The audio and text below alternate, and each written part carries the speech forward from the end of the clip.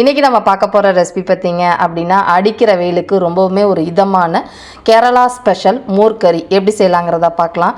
நல்ல ஒரு க்ரீமியாக இருக்குது பாருங்கள். இதுக்கு அரிசி பருப்பு ஊற வச்சலாம் அரைக்கணும்னு அவசியம் இல்லை. சட்டுன்னு ஒரு 10-15 நிமிஷத்தில் செஞ்சு முடிச்சிடலாம். இப்போ வாங்க இது எப்படி செய்யலாங்கிறத பார்க்கலாம். Hello friends, welcome to Gomathi's kitchen.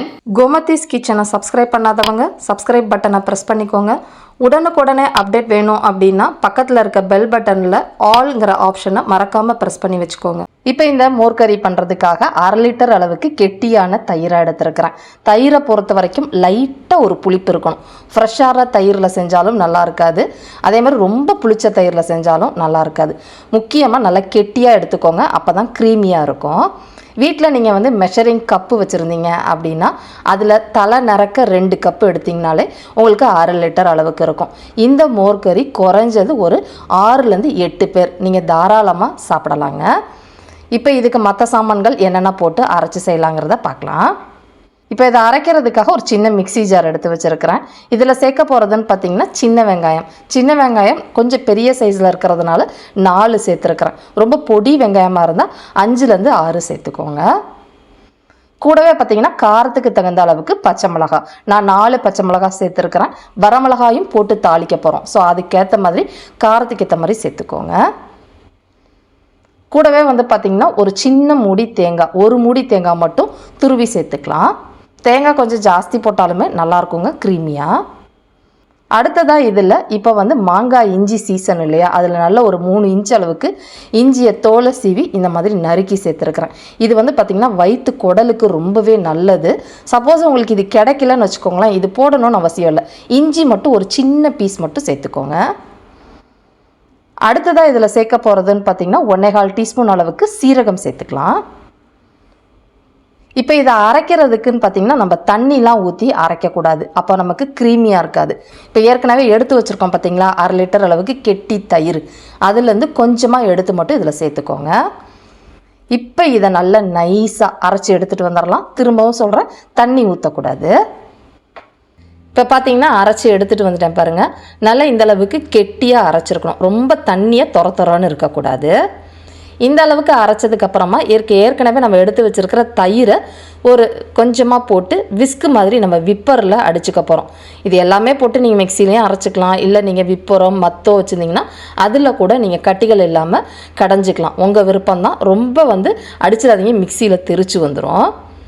அரைச்ச கறி பாருங்கள் நல்லா க்ரீமியாக இருக்குது பார்த்திங்களா, இந்த அளவுக்கு இருக்கணும். ரொம்ப தண்ணியாகவும் இருக்கக்கூடாது, ரொம்ப கெட்டியாகவும் இருக்கக்கூடாது. இப்போ இதுலேயே பார்த்திங்கன்னா மோர் வீட்டில் வச்சுருக்கிறேன், அது ஒரு கப் அளவுக்கு சேர்த்துருக்குறேன். மோர் இல்லை அப்படின்னா இன்னொரு 1/2 கப் அளவுக்கு தயிர் எடுத்து கொஞ்சமாக தண்ணி ஊற்றி கூட நீங்கள் கலந்துக்கலாம்.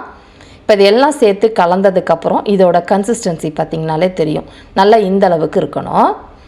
இப்போ இதில் மற்ற சாமான்கள்னு பார்த்திங்கன்னா தேவைக்கேற்ற அளவுக்கு உப்பு, 1/4 டீஸ்பூன் அளவுக்கு கல் உப்பு சேர்த்துருக்குறேன். டேபிள் சால்ட் அப்படின்னா 1 டீஸ்பூன் சேர்த்துக்கோங்க, சரியாக இருக்கும். அடுத்ததாக இதில் சேர்க்க போகிறதுன்னு பார்த்திங்கன்னா ஒரு 1/4 டீஸ்பூன் அளவுக்கு மஞ்சள் பொடி சேர்த்துக்கோங்க. இப்போ இது எல்லாத்தையுமே நல்லா கரைச்சி விட்டுக்கோங்க. இப்போ இதெல்லாம் கரைச்சதுக்கப்புறமா இந்த கன்சிஸ்டன்சியில் இருக்கணும். இப்போ இதை நம்ம சூடு பண்ண போகிறோம். சூடுபடுத்துறதுன்னு பார்த்திங்கன்னா நம்ம மண் சட்டியில் செய்கிறப்போ ஒரு பக்குவத்தில் செய்யணும். நார்மல் நம்ம எவர் சில்வர் பாத்திரமோ இல்லை இருப்பு சட்டியில் செஞ்சோம்னா அது ஒரு பக்குவம் பார்க்கணும். அடுப்பில் மீடியம் ஃப்ளேம்லேயே வச்சுட்டு இந்த சட்டி சூடாகி அதே மாதிரி அந்த தயிர் வெதுன்னு வரணும், அந்த அளவுக்கு கொதிச்சா போதும். தள்ளன்னு கொதிக்க வைக்கக்கூடாது. அதே மாதிரி நல்லா மிக்ஸ் பண்ணிக்கிட்டே இருந்தீங்க அப்படின்னா நமக்கு திரி ஆகாமல் நல்லா ஒரே மாதிரி க்ரீமியாக இருக்கும்.